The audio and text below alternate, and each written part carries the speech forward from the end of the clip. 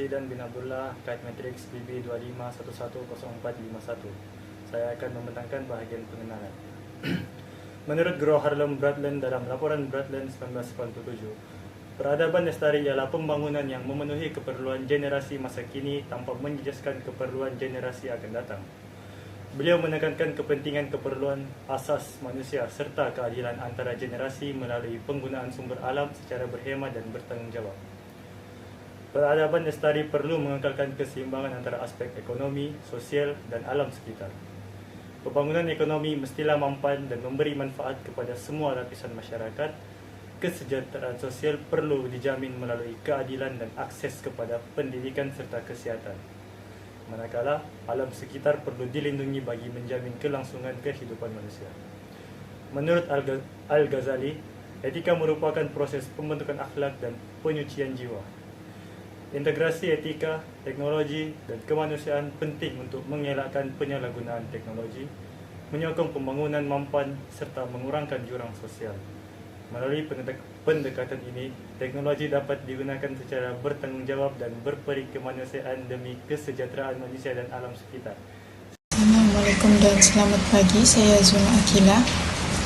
Peradaban lestari. Peradaban merujuk kepada tahap kemajuan jasmani dan rohani sesuatu masyarakat. Manakala lestari pula bermaksud keadaan yang kekal tanpa menjejaskan alam sekitar. Peradaban lestari menekankan keseimbangan antara pembangunan dan pemeliharaan alam. Ciri-ciri peradaban lestari. Ciri yang pertama adalah tanggungjawab terhadap alam sekitar, yaitu manusia perlu menjaga alam semula jadi supaya ekosistem dan biodiversity terus terpelihara.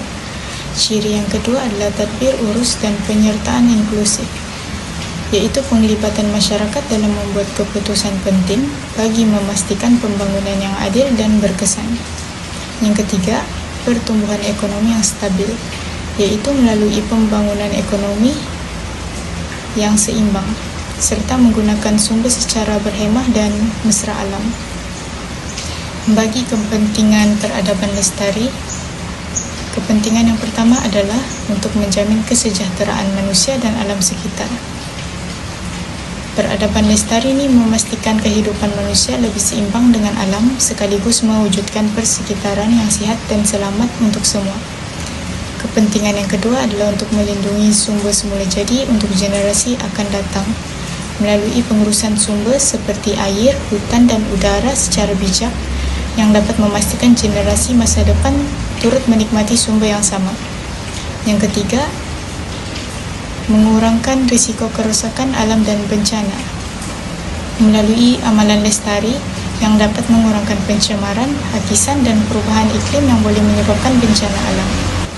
Kepentingan yang keempat yaitu menyokong pembangunan mampan melalui teknologi dan sistem digital. Teknologi ini akan membantu mengurus sumber dengan lebih cekap serta menyokong gaya hidup yang mesra alam. Saya Muhammad Harzik bin Mahdi akan membentangkan tentang peranan etika dalam pembinaan peradaban lestari. Untuk yang pertama, mewujudkan keharmonian masyarakat, menggalakkan nilai hormat, toleransi, empati dan adab. Hal ini dilakukan untuk mengurangkan kesalahpahaman antara individu ataupun sesuatu kumpulan. Apabila hal ini mampu dipraktikkan, suasana yang damai akan dikekalkan. Untuk yang kedua, panduan dalam membuat keputusan, membantu individu bertindak adil, jujur dan bertanggung jawab. Keputusan yang dibuat haruslah lebih matang, rasional dan berprinsip, bukan berdasarkan emosi semata-mata atau kepentingan diri sendiri. Untuk yang ketiga, menjamin keadilan dan hak asasi, mengelakkan diskriminasi, penyalahgunaan kuasa dan memastikan ketelusan. Setiap orang akan dilayan dengan adil dan hak mereka dihormati. Untuk yang keempat, etika dalam teknologi digital ataupun AI, menekankan ketelusan, kebolehjelasan dan accountability sistem teknologi. Hal ini penting bagi mengelakkan kesalahpahaman dan penyalahgunaan, terutamanya dalam sistem penilaian keuangan, pendidikan dan hal yang sewajar. Untuk yang kelima, perlindungan privasi data, mengawal pengumpulan dan penggunaan data pribadi. Privasi data ini merupakan satu keutamaan dalam masyarakat digital yang bergantung pada pengumpulan dan pemrosesan maklumat peribadi. Yang terakhir atau yang keenam, tanggungjawab sosial teknologi. Inovasi teknologi perlu memberi manfaat kepada masyarakat dan mengurangkan ketidaksamaan. Inovasi teknologi digalakkan untuk menjalankan inovasi yang memberi impak positif kepada kehidupan, sama ada dalam aspek kesihatan, pendidikan, ataupun persekitaran. Antara peranan teknologi dalam kemajuan peradaban ialah yang pertama adalah teknologi meningkatkan kualiti hidup.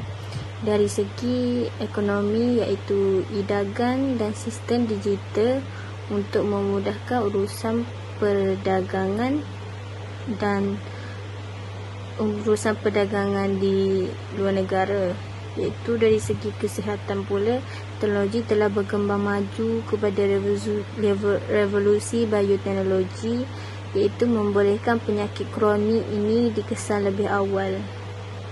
Dari segi pendidikan pula, teknologi menghubungkan melalui platform digital, iaitu pada masa kini bukan sahaja belajar di dalam bilik darjah, tapi kita juga boleh belajar menggunakan teknologi digital. Yang kedua, peranan teknologi ialah revolusi digital dan automasi.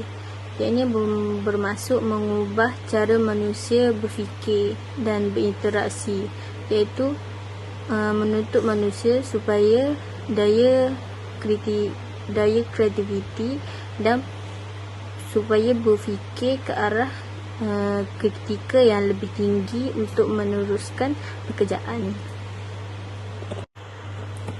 Yang ketiga pula, risiko teknologi ini terhadap peradaban. Yang pertama, dari segi hilang pekerjaan, iaitu bermaksud pergantian tenaga kerja manusia yang akan digantikan dengan mesin-mesin untuk membuat kerja seperti menyusun barang. Yang kedua pula, dari segi penyebaran maklumat palsu. Yang ini bermaksud kebimbangan sesetengah pihak dari segi maklumat palsu tersebar melalui orang luar, seperti maklumat sulit ataupun penting yang mudah diakses. Seterusnya, dari segi ketagihan digital, ini bermaksud setengah pihak juga ketagih dalam bermain digital, menyebabkan menjejaskan kesihatan mental dan merosakkan hubungan kekeluargaan dan public sosial. Yang keempat adalah kepentingan teknologi, iaitu dari segi human center. Setiap inovasi yang dihasilkan haruslah berpaksikan manusia, dan setiap digital yang dihasilkan haruslah memberi peranan dan memberi kebaikan kepada manusia. Assalamualaikum warahmatullahi wabarakatuh dan selamat sejahtera semua. Nama saya Muhammad Residen Fazil bin Rahman dan hari ini saya akan membincangkan topik elemen kemanusiaan dalam peradaban modern. Walaupun kita hidup di dalam era teknologi dan globalisasi yang pesat, nilai kemanusiaan seperti hubungan sosial, empati, dan kesejahteraan mental kekal sebagai tunjang utama kesejahteraan masyarakat yang seimbang. Kita tidak boleh membiarkan arus digitalisasi menenggelamkan nilai-nilai ini. Yang kedua, cabaran teknologi dan digitalisasi. Seterusnya, marilah kita lihat cabaran yang dihadapi. Teknologi memang menghubungkan kita, namun penggunaan media sosial yang berlebihan seringkali mengurangkan interaksi bersemuka yang berkualiti. Kajian menunjukkan ini boleh menurunkan tahap empati dan meningkatkan risiko masalah mental, seperti kemurungan. Malah, kehadiran otomasi dan kecerdasan buatan, yaitu AI, turut memberi tekanan kepada kestabilan ekonomi dan sosial jika tidak diuruskan dengan etika yang betul. Yang ketiga, teknologi sebagai peluang beretika. Namun begitu, teknologi tetap memberi peluang besar jika digunakan secara bijaksana. Sebagai contoh, dalam e-kesehatan. Telemedicine memudahkan lawatan, tetapi komunikasi yang berempati tetap menjadi kunci penyembuhan. Dalam pendidikan, platform digital membuka akses ilmu secara global, namun interaksi guru-pelajar tetap kritikal untuk pembentukan watak dan motivasi. Dalam pekerjaan, budaya kerja hybrid memberi flexibility, tetapi organisasi perlu peka terhadap risiko tekanan mental akibat kurangnya interaksi sosial di pejabat. Yang keempat, kesimpulan atau rumusan. Bagi penutup, teknologi sehebat manapun tidak akan dapat menggantikan nilai asas manusia yang menjadi teras keharmonian. Kita perlu menggabungkan inovasi, teknologi dengan kesadaran etika dan nilai moral. Hanya dengan cara ini, peradaban modern kita dapat mencapai kemajuan yang seimbang dari segi material maupun sosial. Sekian dan terima kasih. Selamat sejahtera, nama saya ialah Fong Xiaozong. Debom metrik ialah BB25110584. Saya akan membentangkan integrasi etika, teknologi dan kemanusiaan. Dalam era digital hari ini, teknologi berkembang dengan sangat pesat dan menjadi asas utama dalam kehidupan manusia, termasuk dalam bidang pendidikan, ekonomi, dan kesihatan. Namun, kemajuan teknologi tanpa kawalan etika dan nilai kemanusiaan boleh membawa kepada masalah seperti pencabulan privasi dan ketidakadilan sosial. Contohnya dalam sektor kesihatan, penggunaan kecerdasan buatan atau AI membantu doktor membuat diagnosis dengan lebih tepat dan cepat. Namun, dari sudut etika, data pesakit mesti dilindungi dan sistem AI perlu bebas daripada bias. Elemen kemanusiaan pula memastikan keputusan akhir dibuat oleh doktor yang mempunyai empati dan pertimbangan moral. Oleh itu, integrasi antara etika, teknologi dan kemanusiaan amat penting. Teknologi berfungsi sebagai alat untuk memudahkan kehidupan. Etika pula menjadi kompas moral yang membimbing penggunaan teknologi, manakala kemanusiaan memastikan maruah, empati dan kesejahteraan insan terus dihormati. Assalamualaikum dan hai, nama saya Nur Aziza binti Rasman dan saya dari Kumpulan Siwi. Sekarang saya mau bentang saya punya bahagian, iaitu cabaran semasa dalam proses mencapai peradaban lestari. Cabaran pertama dalam proses mencapai peradaban lestari ini ialah ketidakseimbangan penggunaan teknologi. Penggunaan telefon pintar, media sosial dan aplikasi digital yang lain telah menjadi sebahagian daripada kehidupan masyarakat kini. Tidak dinafikan bahawa penggunaan teknologi ini dia boleh memberi kemudahan kepada kehidupan harian seperti komunikasi, pembelajaran dan pekerjaan. Tetapi dalam masa yang sama, ia juga boleh menjejaskan kesejahteraan mental dan interaksi sosial jika digunakan secara berlebihan. Buktinya, terdapat kajian yang menunjukkan bahawa penggunaan media sosial yang berlebihan boleh menyebabkan kemurungan, tekanan dan rasa terasing, terutamanya dalam kalangan generasi muda lah, sebab kalangan generasi muda ni mereka lebih tertumpu kepada teknologi. Jadi hal ini menunjukkan bahawa kemajuan digital perlu diimbangi dengan pengurusan masa dan disiplin diri. Cabaran yang kedua ialah krisis identiti budaya. Globalisasi dan pengaruh budaya asing menyebabkan sebahagian daripada masyarakat, terutamanya masyarakat muda, mengabaikan warisan budaya tempatan. Buktinya, bahasa, adat resam, seni dan nilai-nilai tradisional semakin kurang dipraktikkan dalam kehidupan seharian. Sebagai contoh, bahasa ibunda iaitu bahasa Melayu semakin kurang digunakan oleh masyarakat. Kerana masyarakat kini mereka lebih gemar untuk menggunakan bahasa Inggeris atau bahasa asing yang lain dalam komunikasi harian mereka. Jadi ini boleh menyebabkan kehilangan jati diri dalam kalangan masyarakat. Kehilangan identiti budaya ini dia bukan sahaja menjejaskan rasa kekitaan dan jati diri, tetapi ia juga boleh mengancam kesinambungan nilai-nilai tradisional yang penting untuk membentuk masyarakat yang beretika dan harmoni. Seterusnya, cabaran yang ketiga ialah pelanggaran etika di media sosial. Media sosial yang bersifat terbuka ni dia boleh menyebabkan berlaku penyebaran maklumat palsu dan bully cyber. Saya bagi contoh di Malaysia, insiden bully cyber, penyebaran fitnah dan komen negatif yang viral menunjukkan bahawa pengguna digital sering mengabaikan prinsip etika komunikasi. Pelanggaran etika ini bukan sahaja menjejaskan reputasi individu, tetapi ia juga boleh mengganggu keharmonian masyarakat dan boleh menimbulkan konflik dalam masyarakat. Seterusnya, cabaran yang terakhir ialah jurang digital. Jurang digital ni juga merupakan cabaran dalam proses mencapai peradaban lestari. Sebagai contoh di Malaysia, kawasan bandar di Malaysia, mereka lebih menikmati mendapat akses internet berkelajuan tinggi dan mereka dapat kemudahan teknologi canggih berbanding dengan kawasan luar bandar di Malaysia, terutamanya komuniti yang kurang berkemampuan. Mereka tidak dapat menikmati kemudahan-kemudahan tersebut. Mereka masih ketinggalan. Jadi, kekurangan infrastruktur digital menyebabkan perbezaan peluang pekerjaan, pendidikan dalam kalangan masyarakat. Sebagai contoh, pelajar di luar bandar mereka mungkin tidak mendapat akses pembelajaran dalam talian yang sama seperti pelajar dalam bandar.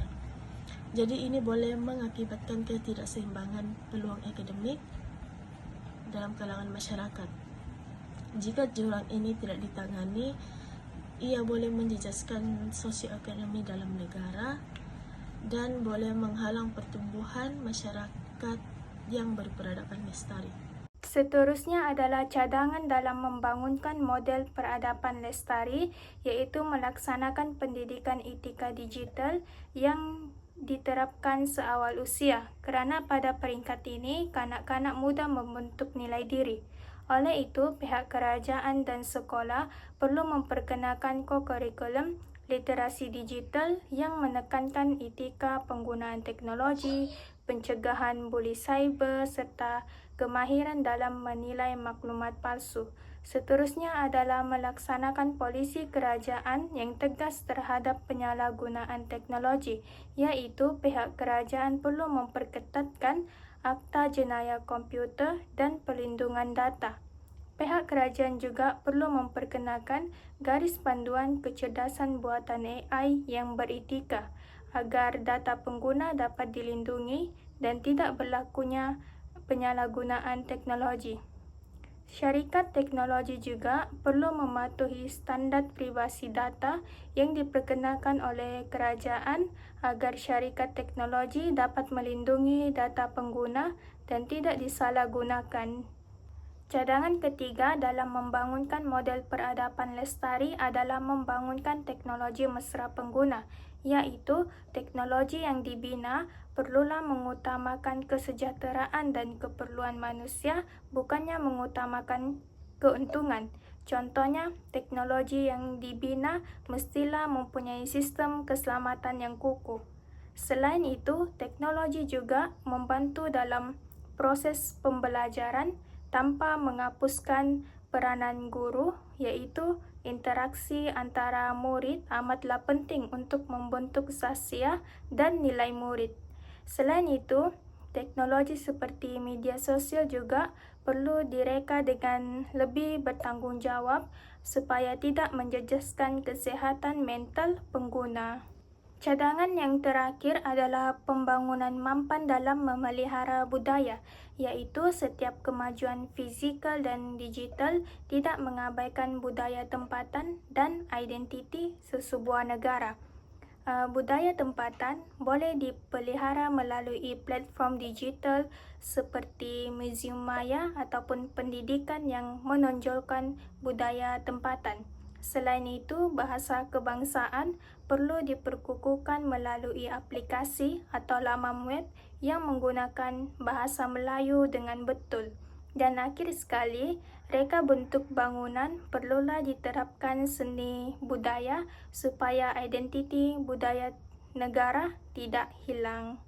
Kesimpulannya, integrasi etika, teknologi dan kemanusiaan merupakan asas penting dalam pembinaan peradaban moden yang selamat, adil dan maju. Teknologi perlu dimanfaatkan sebagai alat pembangunan, etika berfungsi sebagai panduan moral, manakala kemanusiaan menjadi teras dalam setiap inovasi. Oleh itu, semua pihak termasuk kerajaan, institusi pendidikan, industri dan masyarakat perlu memainkan peranan dalam memastikan pembangunan teknologi sentiasa berpaksikan nilai etika dan kemanusiaan. Hanya dengan integrasi yang harmoni, kemajuan teknologi dapat benar-benar membawa kepada peradaban yang sejahtera dan bermaruah. Itu saja daripada kami. Terima kasih.